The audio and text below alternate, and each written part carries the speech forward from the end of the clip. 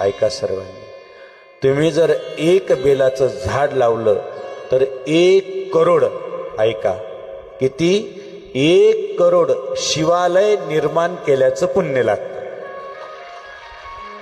किती करोड? एवढे शिवालय तुम्ही बांधू शकता, एवढे शिवाचे मंदिर तुम्ही बांधू शकता.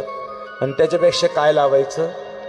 1 बेलाचं झाड. आणि बेलाचं झाडाचं महत्व, कधीही आपण जर एक मनुष्य बेलाच्या झाडाखाली जेव घातला तर सर्व दरिद्राचा नाश होतो.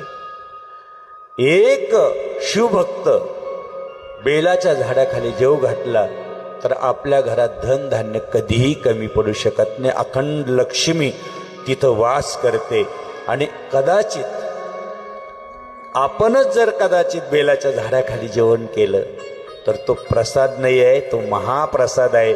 भगवान भोलेबाबा आपल्यावर प्रसन्न होते.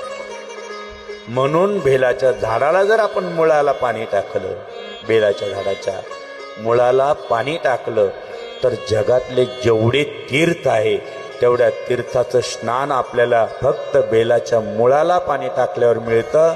म्हणून आपण बेलाच्या झाडाजवळ जावं, एक पिंड तयार करायची, देवाजवळ जायचं, बेलाच्या झाडाजवळ एक पिंड तयार करायची आणि एक शिवलिंग बनवायचं. आणि शिवलिंग बनवून त्या ठिकाणी भगवान शंकराची पूजा करायची.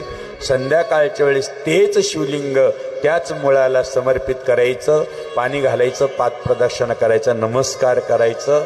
कुठलंही काम अडलं असेल तर भगवान भोले बाबा त्या ठिकाणी प्रत्यक्ष वास करतात. ते पूर्ण केल्याशिवाय राहणार नाही. एवढं बेलाच्या झाडाचं महत्त्व आहे.